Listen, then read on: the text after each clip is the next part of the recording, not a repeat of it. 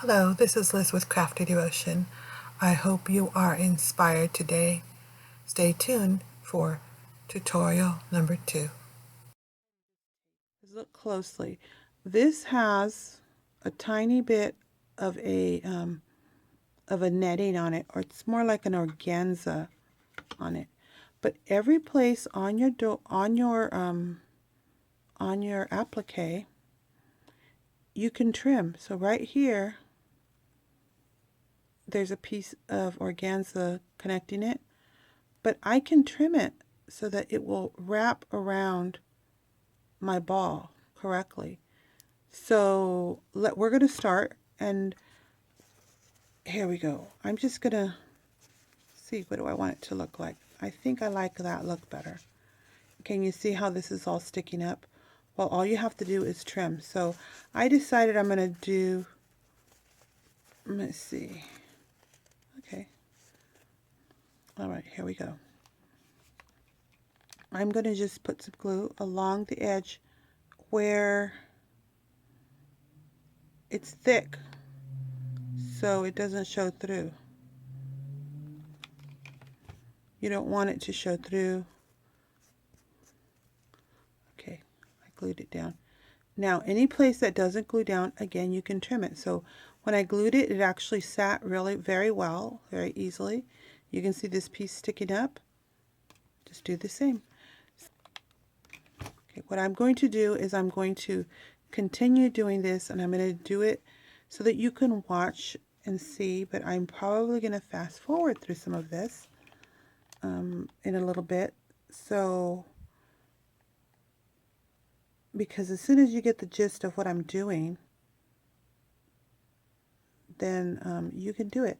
All I'm doing is putting a little glue along the thick edges, only the thick edges. Can you see how that right there, I put it right over all of this, and you can't really see it through there.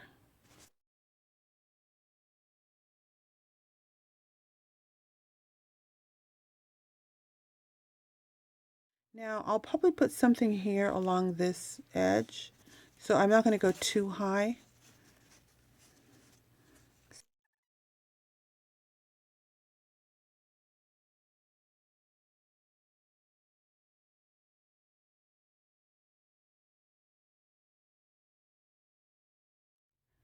Okay, when you cut apart your appliques, they will not keep on fraying most of the time. Even if they are fraying a little bit, you are putting glue on it. I'm gluing the little tiny, putting glue on it, so it's going to stop the fray.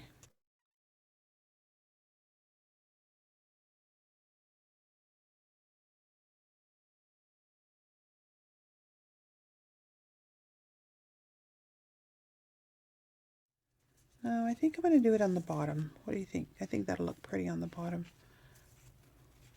And then I'll just glue as much as I can. I like that on the bottom. I think I'll do that. So you can just put it any place. All right, I was a little bit far, so I thought maybe you could benefit from me being a bit closer. So all I did is, this is the bottom part of the ornament, and I attached just the center. Now I'm going to see if you can see what I'm doing. I always want to make sure you really can see what I'm doing, because I've seen so many videos where you can't see what's happening, and I really want you to be able to accomplish these and not be afraid to try to do these things. They look more difficult than they are. Now, one of the things they are for sure are time consuming. Designing and making these beautiful kinds of things are very time consuming, and but they come out unique the way you want them to be. You see that? See, it's basically, as I'm gluing it, it seems to be just settling right in. But if it doesn't, if it starts folding, like right here, it's going to start folding, I think. I'm going to show you that you can just trim it. Just trim your applique so that it fits. Okay. So you see. And make sure you gently push down and try not to overdo the glue like I just did. I put a little bit too much glue there. And you can always come back around and just check all your edges and reapply a little bit of glue. So this looks like it's going to keep on. And what I'm doing is that as I lay it down, I'm doing a little stretch to see if it's going to fit. It looks like it's going to go this way. I thought it was going to wrinkle, but it's not. And then look over here, it's starting to overlap. So now, before I glue that down and I overlap it, I look at it, where can I cut it? And it looks like I can easily just cut it right here. Okay, so I'm going to cut, and see this little flower here? I'm going to leave that. So I'm going to take that off so that I can put it in another location. And I'm going to remove this top swirl. You see how they connected there? I just took it off.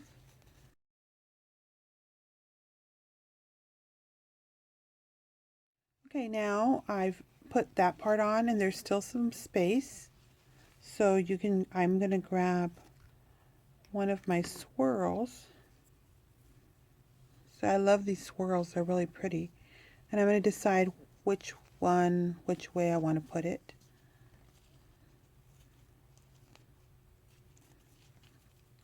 I just lay it and make a decision. I like that right there. So it's overlapping here, so I'm going to remove this part of it. And I'll use this little piece someplace else. There's a little bit of netting right there. I don't know if you can see it, but I'm going to trim a little bit of that off. Okay. Now this was how I said, right? I wish you could answer me. I think this is what I did. Was that it? I think so. Like that. There we go. And look, there's still a little spot here. You can use other things as fillers in there. So, okay, can you see this one's coming over this way? That looks lovely. I like it. So, we'll do one also. I may do one also in a different color, so you can see a different color with a different type of a lace, so that I can help you work through any difficulties you might have.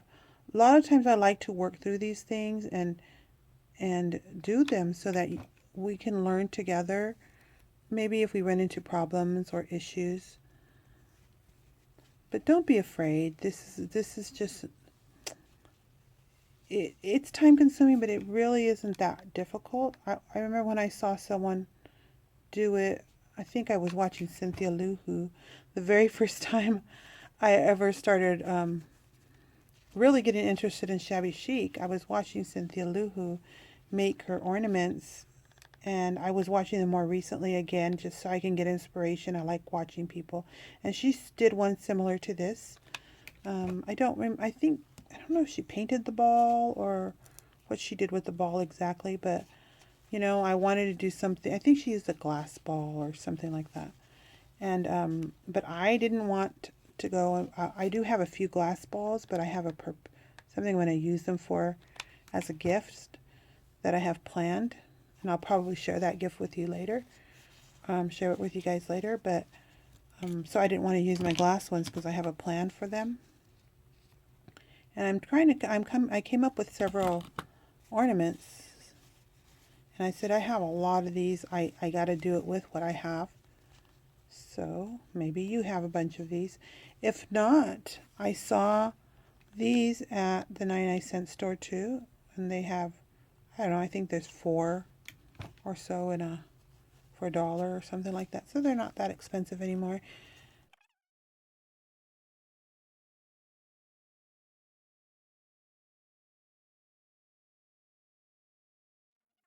We have so far placed all the lace on the ball.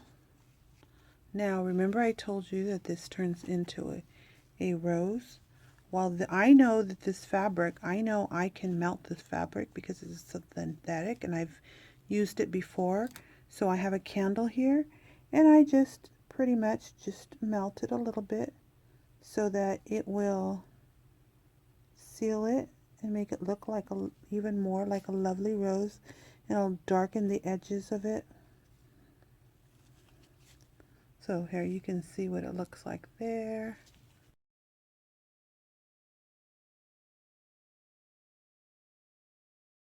See how beautiful that looks? It looks really it's just so beautiful. I love it. It's about, I would say, I don't know, 1.5 inches wide this way, about 1.5 inch flower. Tall, it's probably, I don't know, 1/2 inch to 1 inch, I don't know. Okay, I just went and grabbed a little piece of white ribbon. We are going to use this white ribbon as our hanging. And it's kind of long. It looks like it's about 1 foot long or so. But I'm just going to wrap it around the rubber band. You know, where we have that rubber band. And I will knot it. So I knot this way. And it's going to get glued up on top of it. So it's not, just make it nice and snug. It also will cover up some of the rubber band. Now, so I told you that you can make hangers, how you can hang it. Now, when it hangs a little lopsided. So what will happen when I'm making these, this rose will be a side rose, and then I'll put something else on this side. I'm going to choose a few other things right now. Okay, I made a couple of decisions. I decided to use this piece. Since this is kind of like a white color, I'm staying with white. The other one I made with this same lace. I had tea dyed it, so it was more of a cream colored. And remember this, because I made this string, I wrapped the string around this rose. This is the center point right here where this is hanging. So I will place something, I'm going to place it here. Now this, I will put a link. I did teach you how to make this actual flower when I was experimenting with all of this technique, and it made this flat flower. But see, I'm not going to leave it flat. What I'm going to do is I'm going to do this to it, squinch it together like that. So I think I'm going to go ahead and put a tiny bit of glue in there and then squinch it together so that it looks like a different kind of a flower. I do this all the time. You can manipulate your flowers to look slightly different by doing this. It'll look more like a rose than it did a flat flower. And then you can still put something in the center of it there. Okay, I'm just fixing my flower. Okay.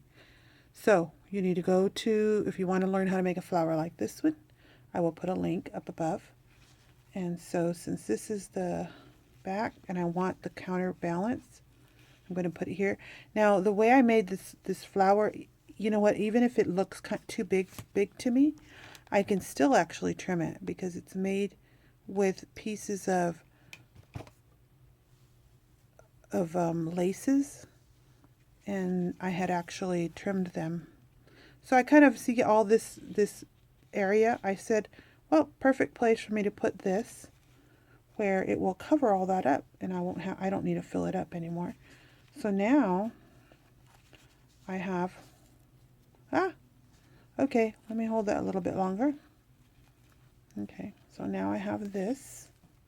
It looks really pretty. I have a pink rose on the side, and then I have opposite it a white. And so each time I make these, now what I'm doing is I'm testing it. I'm holding it from here, so I'm testing the center point. And actually, that's beautiful. That's hanging perfect. This is my center point where this is coming up. And if I deem this too large, I know I can trim it. Now,